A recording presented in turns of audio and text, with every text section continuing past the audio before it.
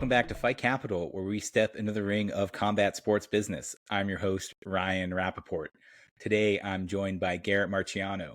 Garrett is one of the co-founders of Surge Productions, which has quickly become the bridge between brands and the burgeoning combat sports industry, connecting them with top fighters and industry leaders. Their team excels in guiding clients from the marketing creative process to full-scale content production and distribution, and their origin story is wild. Their work with top UFC talent is helping them recognize the untapped potential in this rapidly growing combat sports fan base.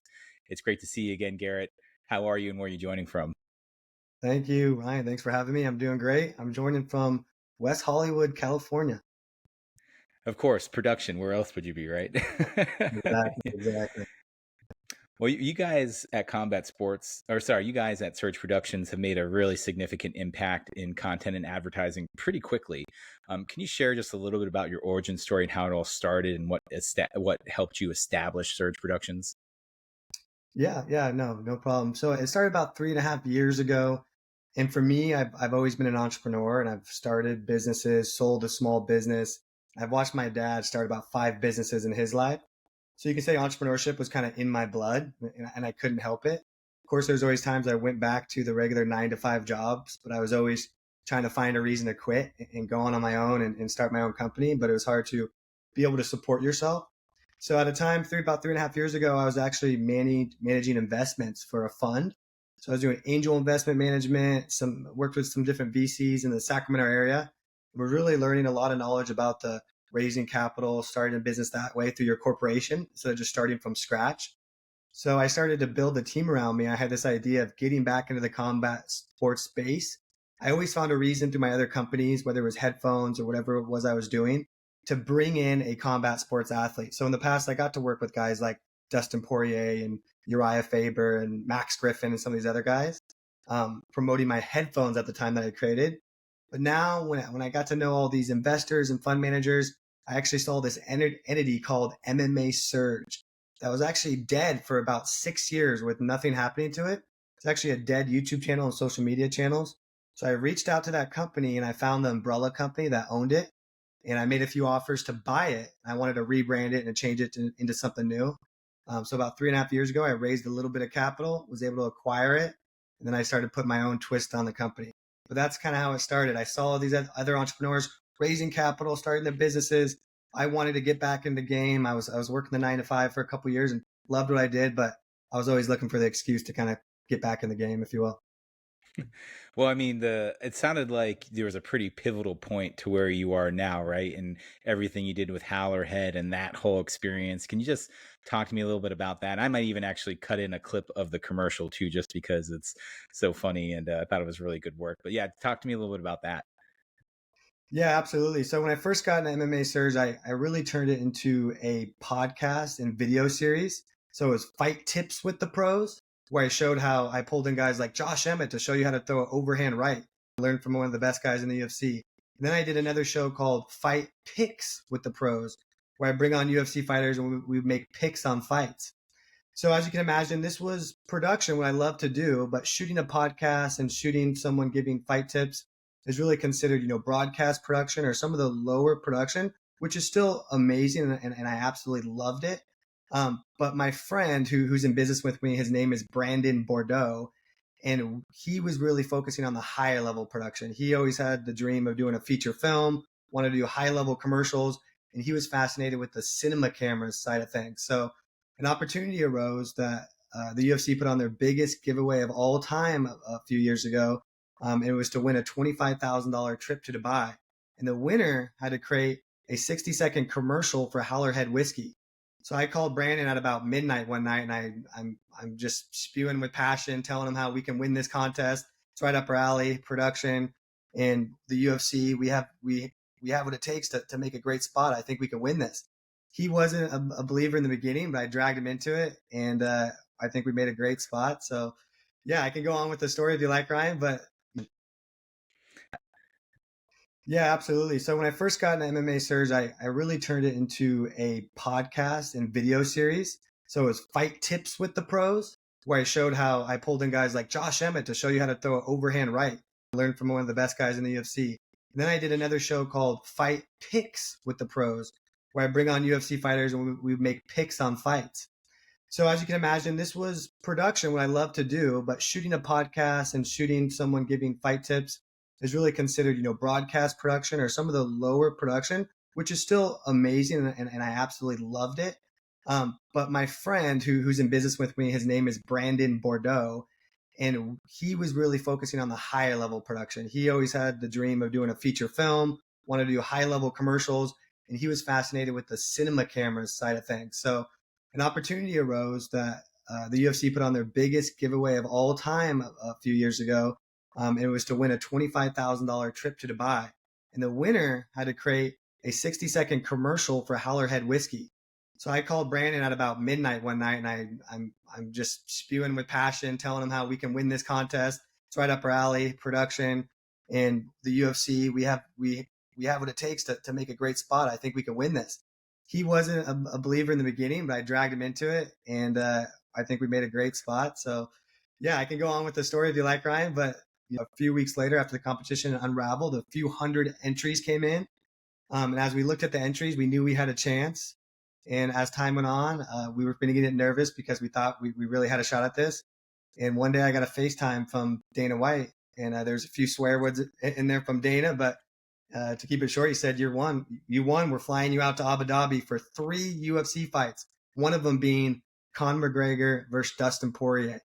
So it was absolutely incredible to win that. It was definitely pivotal for the company and opened up my mind to this higher level production.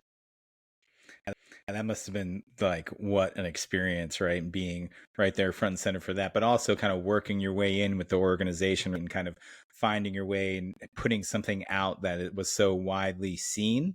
And with Dana and everything that he has going on and all the businesses he invests in, is a pretty good person to be teamed up with for sure. Well, you guys are connecting brands with top fighters and these major names within the industry. How do you ensure the right fit between like a brand, an athlete, and what are some of the challenges you found in getting that production up and going?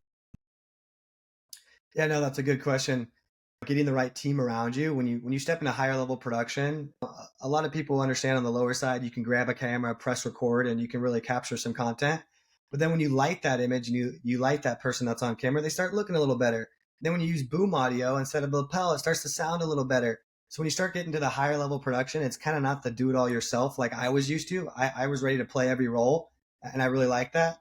Once you get higher up, you have a guy who's running the booms. You have a cam op number 1, cam op number 2. You have a guy that's listening for gain audio to make sure it sounds good. You're having a guy that's pulling focus off camera, so the images are always looking good. So I think the biggest challenge in the beginning was like getting the right team around me that I could trust. I'm a bit of a control freak. Once I found that team I could trust and that was really talented, I'm the kind of guy who I like to jump into things before you think you're fully ready. My confidence is kind of above my ability at times, but it helps me catch up and get better. So once I had this team around me, group of girls and guys, about 15 people, then my confidence grew and grew. And then I started going after the bigger gigs, higher level national commercial gigs. And I call it combat sports production because we do production whenever a UFC fighter is involved, right? We're really exclusive to the UFC. So that was the big stepping stone. And I am referring to the athletes as well. So that was the big challenge in getting the right people around me. And then with the talent, it was really about working with the brands and finding what talent they wanted to work with. Where I was really fortunate is that early on going into the combat sports space, even with my podcast and my show, I reached out to the legendary announcer, Bruce Buffer, right? I asked him for some advice on entrepreneurship and how I should approach this with the UFC, etc. He looked at my work. He was happy that I won the competition. And that about 3.5 years ago began this kind of mentorship between me and Bruce. And at first it wasn't an official partnership. It grew into that. But he really mentored me on the space, on entrepreneurship, growing the company, my confidence in meetings, etc. It grew into him actually becoming part of the company. Now he's actually part of the company. He refers business into me. We featured him in about 15 of our 25 national commercial spots. As you can imagine, Bruce, with his image, his voice, him being what I consider one of the 3 big faces of the UFC, anyone who tries to work in the combat sports space, a lot of them want to consider working with Bruce. So that's been a huge benefit. On the other side, I started bringing in a lot of other fighters, Cody Garbrandt, Uriah Faber, Max Griffin, Josh Emmett. And I've noticed that fighters work with managers really to focus on their contract, but from the marketing side, it's really what comes into them. So I was proactive finding brands that wanted to work with these fighters, bringing smaller deals to them. But in all honesty, it's an uphill challenge because one fighter might demand a few thousand for a social media post or an appearance. On the other hand, a guy like Bruce Buffer can demand six figures or more for certain types of use of image or voiceover, right? So it's a balance between wanting to build up these fighters, get them the exposure, and make it a win-win from everyone.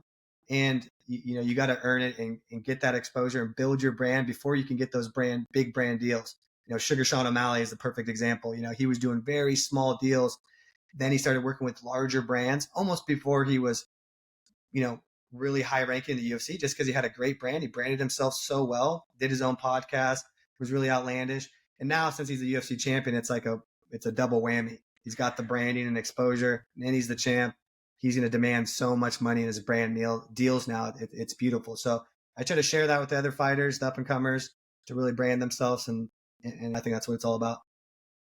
Yeah, super valuable point there in the fact that people have to start somewhere, right? Even if it's working for product or value in kind and getting yourself out there, over delivering for those brands. So when people are ready, when they have hit that level, they're able to go in there and show, hey, here's how I've delivered for brands in the past. Imagine what I'm going to do for you. So you're spot on there. But you've also had some pretty cool content ideas and creative that you guys put out. The Howler Head one is an amazing one. The Timex and Sean O'Malley project with the ninjas and his grandmother, genius. I mean, where are you guys getting the inspiration from this content? Yeah, we take a lot of pride in the ideation. We think that's really what's propelled us as well. Once you get to these real high level of production, you can even have a brand agency that comes up with the idea, another agency that hires the talent, another agency that does this. We really pride ourselves in being kind of the one-stop shop. And my business partner and I, Brandon, we our whole life have kind of been these guys who have thought of feature films and commercials. We're the type of guys that are walking down the street and say, what if there was a Doritos commercial? And one guy was jumping off the building, and then he landed, then he took a bite of the Dorito, then he looked over at the guy. We noticed we were coming up with these ideas our whole life, just kind of being fun and goofy and coming up with these creative ideas.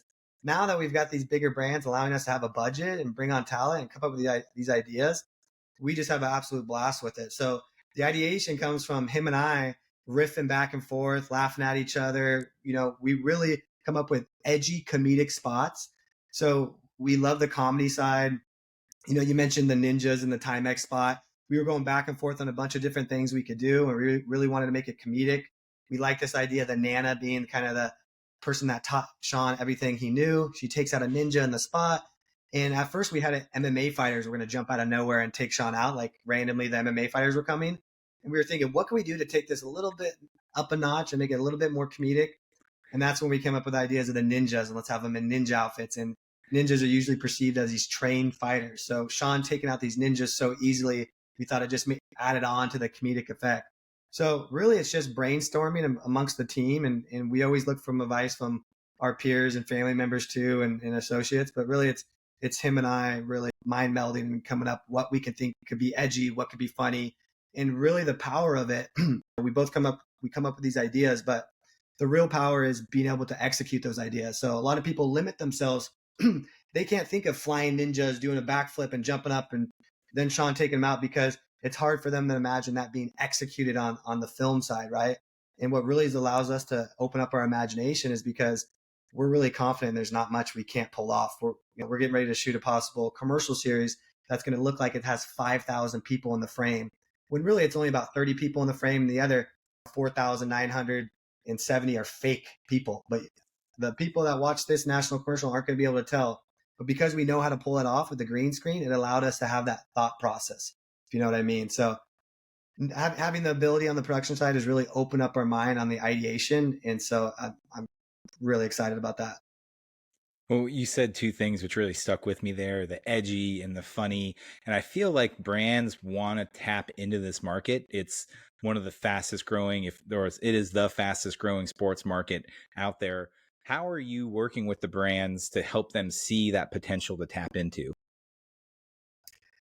Yeah, absolutely. There's a lot of statistics through the UFC that we share with them. The amount of fighters, the viewership they're getting in the United States, the global appeal is something I think really opens up the minds of brands. A lot of people think at the beginning that it's a US based entity and it's 90% US viewership. And once they take in that it's a global entity, we just had our last event, right, was just in Australia. The week before that was in Paris. And so it's not just these US brands that are entering in, partnering up with the UFC now. Now it's really these global brands. And these UFC fighters, yeah, some of them are a little outlandish. We got a new UFC champion in Sean Strickland, right? So little brands have to be weary of that. But other ones are making a huge impact. The social media channels of these fighters are absolutely exploding over the past 3 years, following suit with how the UFC is growing so fast. So I think it's the new up and coming sport. It's going to sit hand in hand with the MLB, NFL, NBA.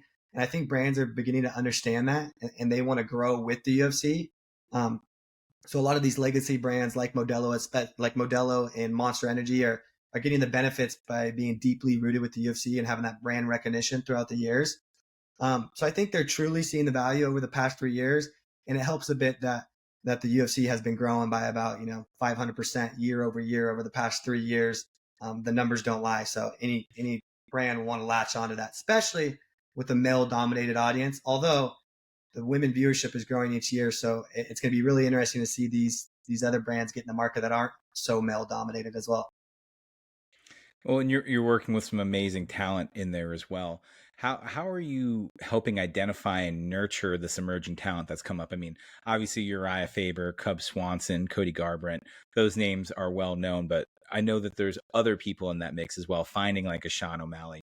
How are you as your team working with those talent, or are you even? We made a decision. We were interested in kind of looking at those younger prospects, even in different fight organizations that we think could really grow with them and have a chance to get on the Contender Series and grow and establish with them early. But we found that it is difficult to get brands interested in the up and comers. It's such a harsh sport. You could be a top touted prospect and then you can get viciously KO'd and your stock goes down so much and you don't get that opportunity. So I do have to admit that our strategy more is working with the higher level fighters, those Sean O'Malley's, Bruce Buffers, and Uriah Faber's of the world that have the millions of followers and are established and can work with the brands right away. We do want to open up and connect with the younger fighters as well and help them and tell them the marketing ability that they have. But to be completely honest, we're trying to work with the best fighters possible. And we always open it up with the brand too. What is your brand? Who do you guys want to work with? Who do you envision? Because usually they come in and they have a fighter in mind that they admire and they have someone that they already want to work with. And so we're trying to nurture that. And they might tell us, we want to work with Conor McGregor.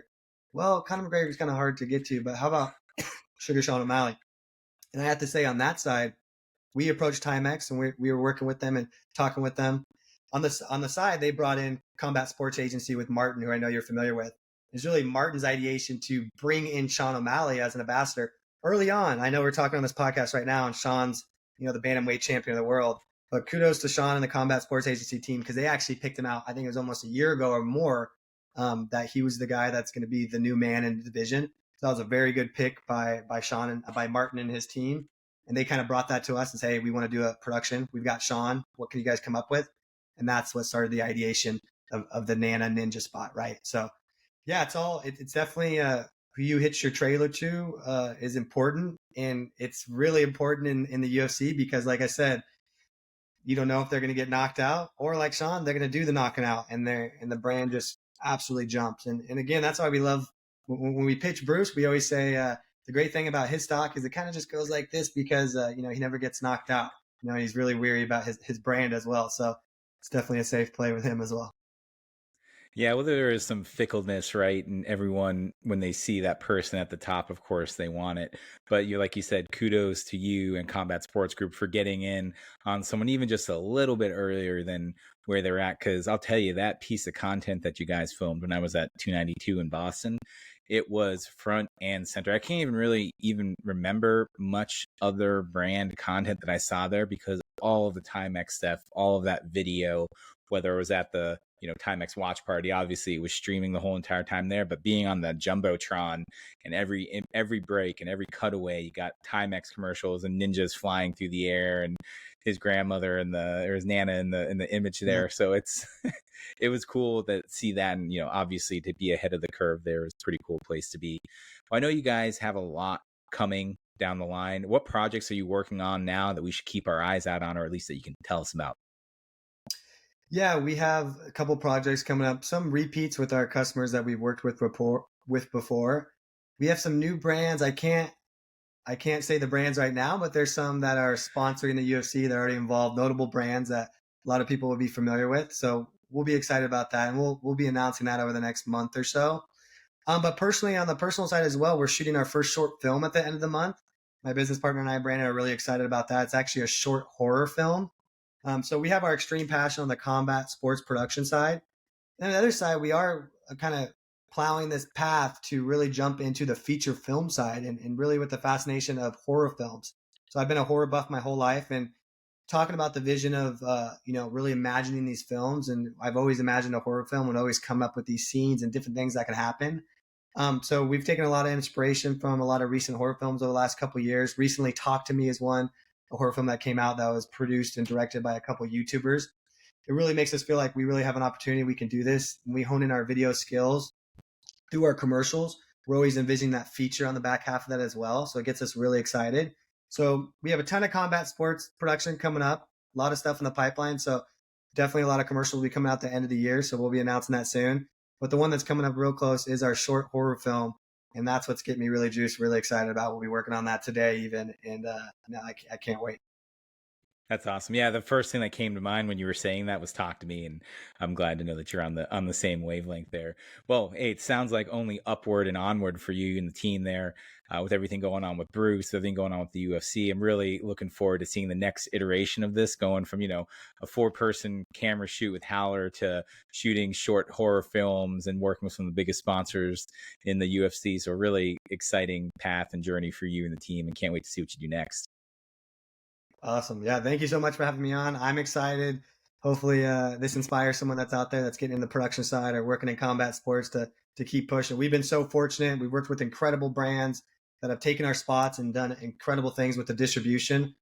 We've really gotten lucky. We've hit it. We're like 5 for 5 and going right to the one we were just talking about, combat sports agency. You always want to create a great piece and you want it to be seen, right? And so it's frustrating sometimes when you take a lot of pride in something and it doesn't get the spotlight that you think it deserves. So again, huge kudos to Martin, his team over at Combat Sports Agency. You were just mentioning it. They did a great job with the distribution, getting in front of a big audience and really getting it out there. So we hope that the UFC fans and the combat sports fans, they'll be watching our spots for the next decade coming out, these edgy comedic spots. And we just want to entertain people, help the brand and watch the sport that we love, right? Hey, I am that audience, and I was someone who was a fan, obviously, before we'd even met or talked, having watched those commercials and just enjoying them. So, no, thank you for being here, Garrett, and I appreciate you and Brandon, and can't wait to see what you guys do next. Perfect. Thank you, Ryan. Appreciate it.